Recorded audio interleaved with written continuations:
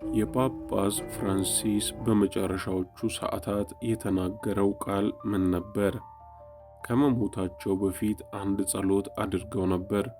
ይህንንና ትክክለኛ የመሞታቸውን ምክንያት በማስረጃ የምናጋራችሁ ይሆናል። ጳጳስ ፍራንሲስ ካቶሊካዊት ቤተ ክርስቲያንን ከመጋቢት 13 ቀን 2013 ጀምሮ በጠቅላይ ጳጳስነት ሲመሩ ቆይተዋል።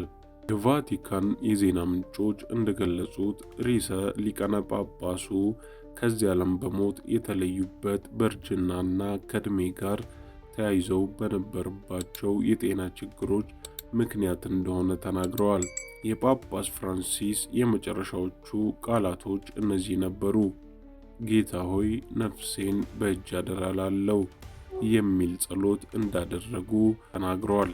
እንዳለመታደል ሆኖ እንደነዚህ ባሉ አሳዛኝ ክስተቶች ዙሪያ የተለያዩ ግምቶችና ያልተረጋገጡ ወሬዎች መኖራቸው የተለመደ ነው። የጳጳስ ፍራንሲስን ሞት በተመለከተ የተለያዩ አስተያየቶች ሲንሸራሸሩ ቆይተዋል። አንዳንዶች ከዚህ በፊት ከነበረባቸው የጤና ችግሮች ጋር ያይዙታል። ሌሎች ደግሞ ከቤተ ክርስቲያኒቱ ውስጣዊ ጉዳዮች ጋር በተያያዘ የተለያዩ ሐሳቦችን ያቀርባሉ። ለምሳሌ ከቤተ ክርስቲያኒቱ ውስጥ የተሃድሶ ለውጦችን ለማምጣት ያደረጉትን ጥረት ተከትሎ የተፈጠሩ ተቃውሞዎች ከመሞታቸው ጋር ግንኙነት ሊኖር እንደሚችል ይናገራሉ። በዛሬው ቪዲዮአችን የጳጳስ ፍራንሲስ ሞትን በተመለከተ አንዳንድ ቁልፍ ጥያቄዎችን ለመመለስ እንደሞከርን ተስፋ እናደርጋለን።